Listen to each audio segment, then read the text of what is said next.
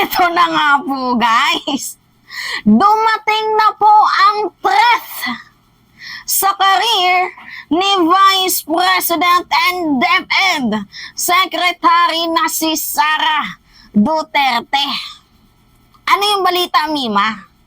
Magandang improvement to, guys, eh. Kasi alam nyo naman na sa totoo lang, walang kwenta ang ating vice presidente ngayon, at syempre parang nawalan ng saysay ba, parang napabayaan sa tingin ko lang naman ang Department of Education. So good improvement to, guys, na after 2 years, 'di ba, ng pananahimik ni former Vice President Leni Robredo, nagsalita na nga po siya, guys. At ito ang kanyang sinabi. Robredo speaks at DOST Forum, says she's open to working with the government. Ready na po siya, guys, makipagtulungan, makipag-cooperate sa administrasyon ni President Marcos. Oy, paano ko nasabi, guys, na life-threatening to sa career ni Vice President and Deputy Secretary na si Sara Duterte? Unang-una, guys, yung Department of Education, talagang napabayaan ba, guys? Tingnan mo, pati yung mga school ginagamit na sa prayer rally. So, gusto nyo yun, guys, 'di ba? Yung school ginagamit na sa prayer rally ng hakbang maisog. So, yun, guys, yung gusto nyo, yung natututunan ng mga kabataan ang maging relihista. So kailangan natin, at saka si Vice President Sara Duterte, wala po siyang experience sa pagiging teacher. Hindi po siya, guys, naging teacher, unlike dito kay former Vice President and Attorney Leni Robredo, kasi naging teacher po itong si former VP Leni, which is maganda po, guys, kung ilagay sana siya diyan sa Departamentura ng Edukasyon, or di kaya maging advisor siya ni President Marcos ukol dito sa foreign policy. Pwede din, 'di ba? I-appoint siya or ilagay siya diyan sa National Defense or Department of Foreign Affairs. Anyway, guys, itong si Sara kasi medyo malayo ang credential niya kay VP Leni. Actually, nabudol nga talaga ako, guys, dito kay Vice President Sara Duterte. Nabudol ako, nakala ko kaya niya. Nabudol ako, nakala ko magaling siya. Nabudol tayo kasi sikat ang ama. Pero, guys, ang layo ni Sara dito kay Leni. Ito kasing si former Vice President Leni Robredo, napaka-humble, makatao, down to earth, wala pong hambog sa katawan. Not unlike dito kay Sara Duterte, nananapak pa ng sheriff. Tapos ngayon na mayroon siyang ginagawang injustices, 'di ba, sa ICC, parang feeling niya above the law pa din siya. Anyway, guys, napapansin nyo na itong si Sara Duterte, iba yung tinatrabaho niya kaysa sa kanyang trabaho. 'Di ba? Deputy Secretary ka, tapos mag-attend ka sa mga rally-rally, tapos ang sinisigaw, Marcos resign. Tama ba 'yun as a Deputy Secretary? Ha? Ganyan ba yung gusto mong matutunan ng mga estudyante mo? Yan ba yung pag-uugali na gusto mong ma-captured dito sa ating mga estudyante? Na instead sana na pataasin ang sweldo ng ating mga teacher. Alam nyo, kung walang teacher, wala din ako ngayon. 'Di ba? Lahat tayo nakadepende sa teacher. Kung walang teacher, paano tayo matututong magbasa? Kung walang teacher, wala sanang presidente ngayon. Walang vice-presidente, walang architect, walang mga tanyag na kung walang teacher. 'Di ba? Kaya dapat sa teacher, magpasalamat tayo. Dapat pinapahalagahan po yan ni Sara Duterte. Ang problema, medyo nga, guys, napabayaan kasi mas inuuna ni Sara yung ibang issue. 'Di ba? Inuna niya pa yung pakipag-rally, inuna niya pang magsalita sa ICC, inuna niya pa yung yung mga hindi naman related sa sa Department of Education. Mas inuuna niya pa yun kasi yung problema sa DepEd, 'di ba? Yung transpac, 'di ba, na mga unsettled payment dito sa ating mga mga school materials. Wala eh. Iba talaga si Sara, kaya nga nakakapangsisi.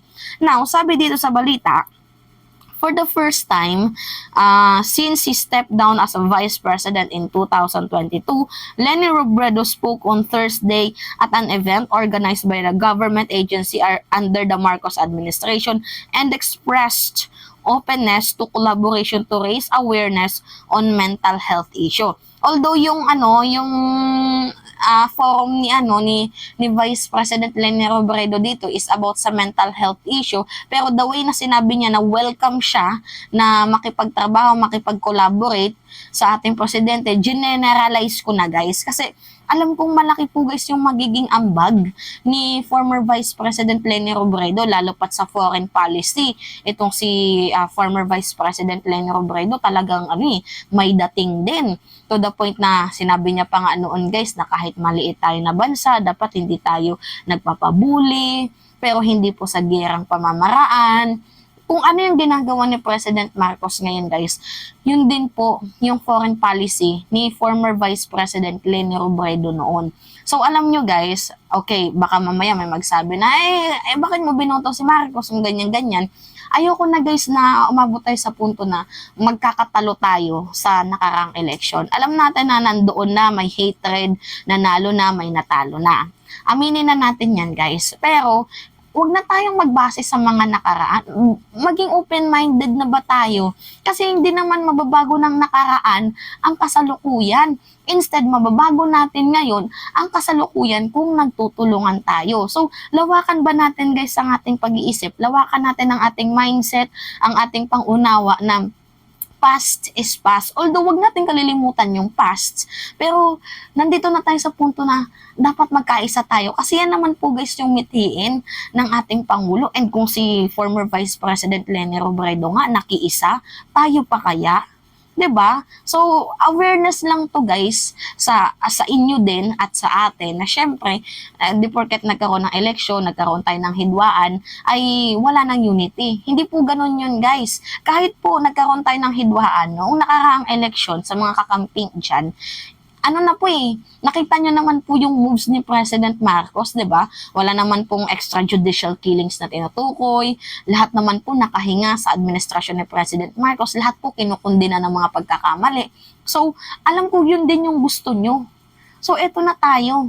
Nandito na tayo sa punto na kailangan nating magtulungan. Kasi ito din guys yung pinaka hindi ko ine-expect na moment.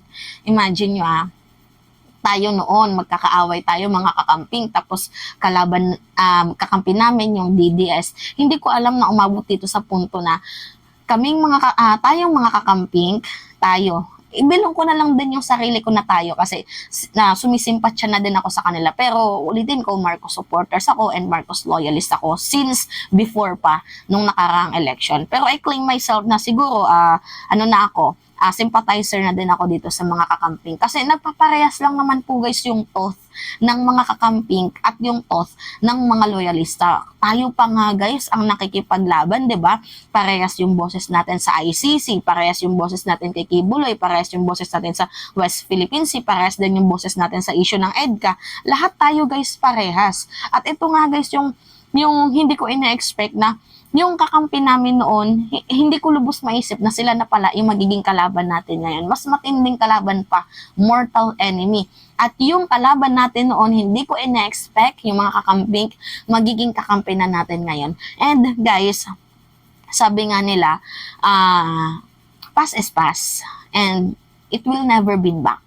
Pero kung alalahanin nyo, walang masama na alalahanin, i-honor yung mga nakaraan. Pero yung the way na dadalhin nyo yan, guys, hindi yan makakapagpa-improve sa ating mga sarili.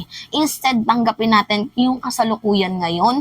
Kasi alam naman natin na may maitutulong si VP Leni sa ating sa ating administrasyon. At si Marcos din may maitutulong kay VP Leni. So, collaboration nga, working together. So, ayoko na umabot na may mag-comment, hindi, di ba si Marcos binoto mo, ganyan-ganyan. Ayoko na tayo guys. Gusto ko magkaroon tayo ng peace of mind na sabihin na lang natin, blessing in disguise na lang yung pagkatalo ni former Vice President Leni Robredo. Dahil kung hindi natalo si VP Leni, hindi natin malalaman yung ugali ng mga Duterte na naikumpara natin bilang Vice Presidente itong si Leni Robredo at naging Vice Presidente itong si Sara Duterte, na compare natin na walang corruption sa panahon ni Vice President Leni Robredo. And hindi ko naman sinasabing talamak ang corruption dito kay Inday, pero prone kasi siya guys sa mga mga confidential funds.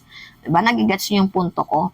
So anyway guys, yun po yung yung magandang ngayon, improvement na willing po makipag-collaborate itong si former Vice President Leni Robredo sa ating kasalukuyang administrasyon, which is aking sinusuportahan. Anyway, yun lamang ho guys, at that's me again, si Mima Alicia nyo at nagbabalik ulit para sa ating panibagong video.